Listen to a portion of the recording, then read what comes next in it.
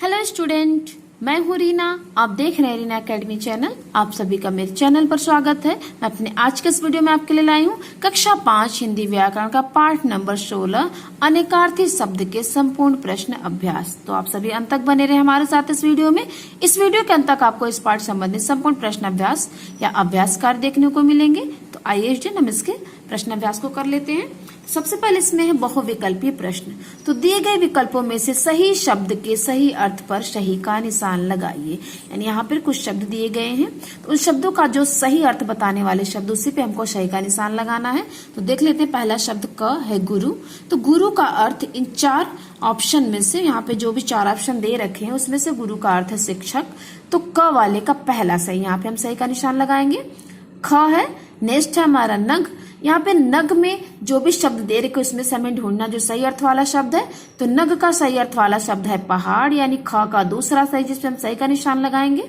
ग शब्द है चीर। तो चीर का इसमें सही शब्द का अर्थ बताने वाला कौन सा शब्द है उसको हमें ढूंढना है। तो चीर शब्द का सही अर्थ बताने वाला शब्द है वस्त्र, यानी ग का तीसरा सही, इसपे हम सही का निशान लगाएंगे। घ है सुरभि। सुरभि शब्द का सही अर्थ बताने वाला शब्द हमें इसमें चारों में से ढूंढना है। तो सुरभि घ का सही अर्थ बताने वाला शब्द है सुगंध, यानी घ का 4th सही है, इसमें हम सही का निशान लगाएंगे। अब नेक्स्ट हमारा शब्द यानी अंगा है तप। तप शब्द का सही अर्थ बताने वाला शब्द इसमें से हमको ढूंढना चारों में से।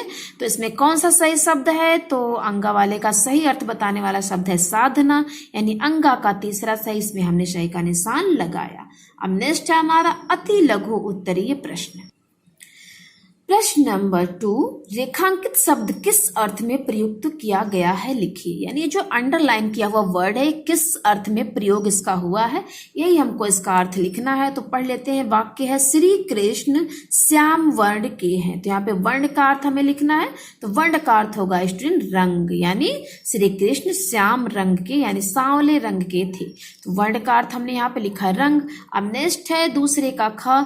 अरविंद केजरीवाल ने आम आदमी पार्टी बनाई।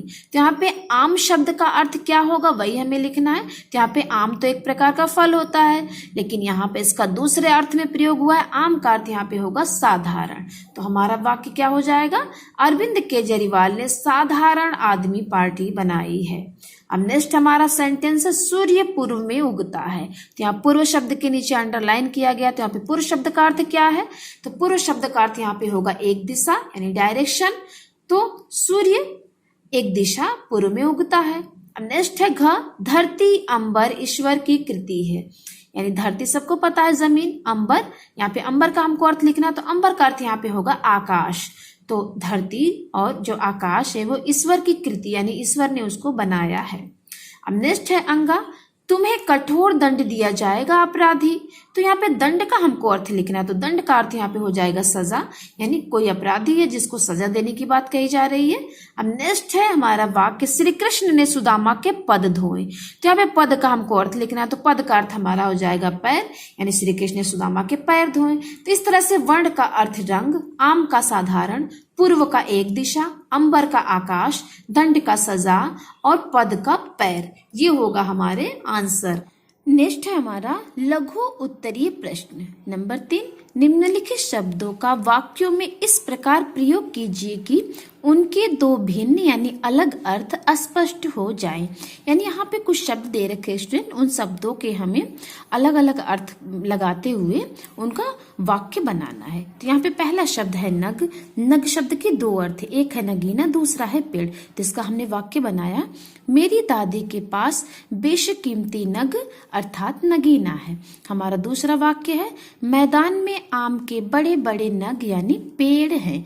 तो यहाँ पे एक नग का अर्थ नगीना और दूसरे नग का अर्थ होगा पेड़। तो इस तरह से नग शब्द के 2 अर्थ हो गए। अब हमारा दूसरा शब्द है चीर। चीर शब्द के भी 2 अर्थ है, एक अर्थ है वस्त्र और दूसरा अर्थ है फाड़ना। तो यहाँ पे हमने इसका वाक्य बनाया, दुशासन ने द्रौपदी का चीड़ यानी वस्त्र हरण किया था। दूसरा वाक्य हमारा लकड़हारा लकड़ी चीर रहा है।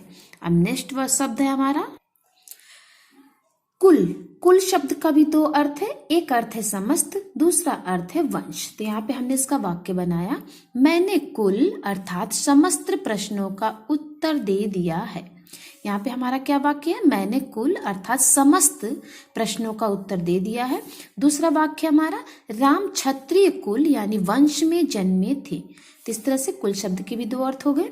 अब जल शब्द का यहाँ पे दो अर्थ है, एक अर्थ है पानी, दूसरा अर्थ है जलना। तो यहाँ पे मैं वाक्य बनाया, यह जल अर्थात पानी बहुत ठंडा है। हमारा दूसरा वाक्य है, सेंटेंस है, आग के पास न जाओ वरना जल जाओगे। तो यहाँ पे हमने जल शब्द के दो अर्थ का अलग अलग वाक्य बनाया। अब हमारा नेक्स्ट शब्द है तीर। तीर शब्द का भी दो अर्थ है, एक अर्थ है अस्त्र यानी बाण और दूसरा अर्थ है किनारा, बाण जो कि धनुष से चलाया जाता है। तो यहाँ पे हमने इसका वाक्य बनाया, एकलव्य तीर अर्थात एक प्रकार का अस्त्र चलाना जानते थे।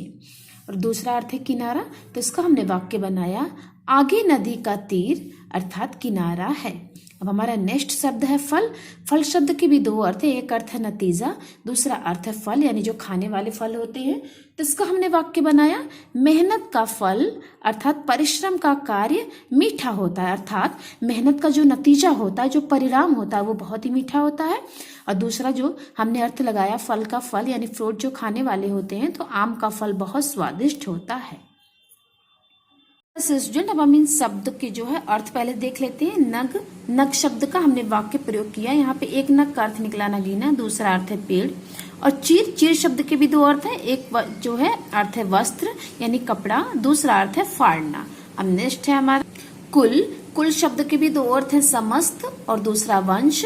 जल, जल शब्द के भी दो अर्थ है, पानी या जलना। तो इस तरह से दोनों जो है अर्थों से हमने वाक्य बनाया। नेक्स्ट हमारा शब्द है तीर। तीर का एक जो है अर्थ है अस्त्र यानी धनुष बाण यानी तीर चलाना जो कि बाण से चलती है, धनुष से चलती है। और दूसरा अर्थ है किनारा यानी नदी का किनारा। और फल, फल शब्द के भी दो अर्थ है, एक है नतीजा और दूसरा अर्थ है एक प्रकार का फ्रूट यानी फल। तो इस तरह से हमारे ये जो शब्द है अनेकार्थी, इससे हमने वाक्य बनाया और उसके अर्थ को स्पष्ट किया। अब नेक्स्ट है हमारा, आओ कुछ करें मौखिक प्रश्न बताइए, अनेकार्थी शब्द किसे कहते हैं। तो इस प्रश्न का उत्तर होगा हमारा, जिन शब्दों के एक से अधिक अर्थ हो उन्हें अनेकार्थी शब्द कहते हैं। यानी कुछ ऐसे शब्द होते हैं जिनके एक ही शब्द के कई अर्थ होते हैं, वही अनेकार्थी शब्द कहलाते हैं। अब नेक्स्ट है वर्ग पहेली। वर्ग पहेली से छांटकर नीचे लिखे शब्दों के दो दो अर्थ लिखिए। तो यहाँ पे कुछ शब्द दिए गए हैं जिनका हमें अर्थ लिखना है। तो जो भी वर्ग पहेली से हमको इसमें से छांटना है, तो हमने शब्दों को छांट लिया है। पहले शब्द देख लेते हैं, द्रव्य। द्रव्य शब्द का दो अर्थ होगा, वस्तु और धन। चपला, चपला शब्द के दो अर्थ होंगे, लक्ष्मी और बिजली, जो कि हमने वर्ग पहले से छांटा है। तीसरा शब्द है हमारा काल। काल शब्द के भी दो अर्थ है, समय और मृत्यु, तो ये भी हमने यहाँ पे लिखा। नेक्स्ट हमारा शब्द है सुरभि। सुरभि शब्द के भी दो अर्थ है, सुगंध और गाय, जो कि हमने वर्ग पहले से छांटा है। हमारा नेक्स्ट और लास्ट शब्द है वर। वर शब्द के भी दो अर्थ है, दूल्हा और श्रेष्ठ। तो इस तरह से हमारे संपूर्ण प्रश्न अभ्यास कार्य पूरे हुए। तो स्टूडेंट, कैसी लगी आपको हमारी वीडियो? अगर हमारी वीडियो आपके लिए उपयोगी है तो हमारे चैनल को सब्सक्राइब और वीडियो को लाइक करना ना भूलें। मिलते हैं हम आपसे अपने अगले वीडियो में, तब तक के लिए धन्यवाद।